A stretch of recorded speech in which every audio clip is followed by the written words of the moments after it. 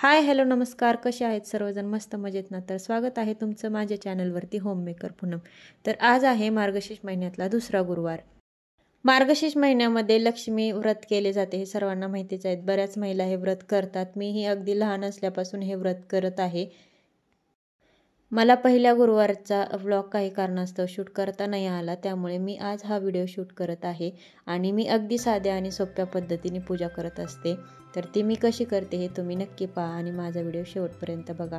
तर या ठिकाणी मी अगोदर दिवा लावून घेणार आहे, कारण कुठलीही पूजा करताना अगोदर अग्निदेवांना प्रसन्न करायचे असते असे म्हणतात. म्हणून कुठलीही पूजा करताना अगोदर दिवा लावून घ्यायचा. त्यानंतर स्वच्छ असलेल्या पाटावरती मी हा नवा कोरा ब्लाऊज पीस ठेवलेला आहे आणि त्यानंतर त्यावरती तांदळाची आरस करून घेतली व एक कलश घेऊन त्यामध्ये अक्षता तसेच सुपारी व 1 रुपया टाकून त्या कलशावरती स्वस्तिक बनवून घेतलेला आहे. आणि नंतर इथे 5 पाने घेतलेली आहेत. त्यानंतर या कलशावरती आपण श्रीफळ ठेवून घेणार आहोत आणि त्या श्रीफळाला मी जो लक्ष्मी देवीचा मुकुट आणला होता तो बांधून घेतलेला आहे. त्यानंतर आपल्याला इथे अगोदर सर्वप्रथम गणेशाची पूजा करायची असते, म्हणून इथे गणपतींचं प्रतीक म्हणून सुपारीची मी पूजा अशा पद्धतीने करून घेतलेली आहे. त्यानंतर देवीला सजवण्यासाठी आपण येथे वस्त्र घातलेले आहेत. हे वस्त्र घालून झाल्यानंतर हा कलश मी पाटावरती तांदळाच्या आरासवरती ठेवून घेते आणि देवीला साज घालून घेणार आहे.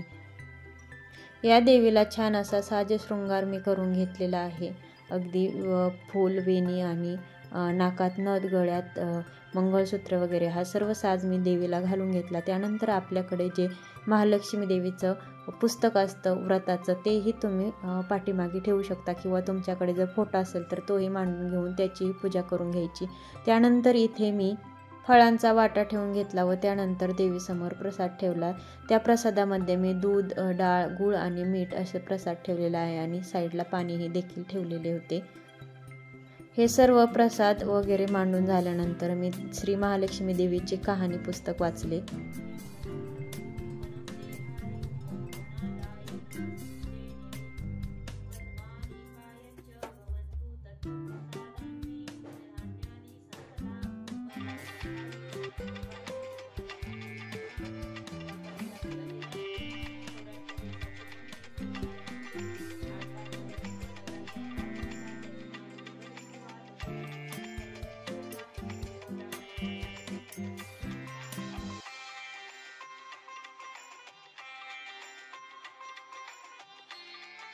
या लक्ष्मी व्रताची कहाणी वाचल्यानंतर इथे आरती करून घेणार आहे. कुठल्याही देवाची आरती करायची असली तरी अगोदर श्री गणेशाचीच आरती करायची आणि मग इतर देवांच्या आरत्या करायच्या, कारण श्री गणेश हे आपले परमपूज्य आहेत आणि त्यांना सर्वात प्रथम मान असतो.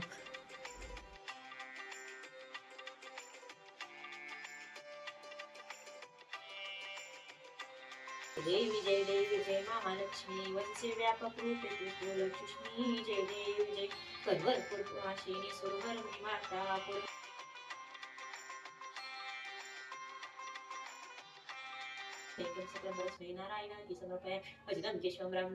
माझी आरती झाली. त्यानंतर देवीचे दर्शन घेतले, मनातील मनोकामना बोलून दाखवली व सर्वांना सुखी ठेव असा आशीर्वाद मागितला. तर अगदी अशा साध्या व सोप्या पद्धतीने मी हे व्रत करत असते. माझा व्हिडिओ तुम्ही शेवटपर्यंत पाहिला त्याबद्दल मी तुमची आभारी आहे. आणि जर तुम्ही माझ्या चॅनलवरती नवीन असाल तर माझ्या चॅनलला सबस्क्राईब नक्की करा आणि त्यापुढील बेल आयकॉन दाबा, म्हणजे तुम्हाला माझ्या नवीन व्हिडिओचे नोटिफिकेशन येतील.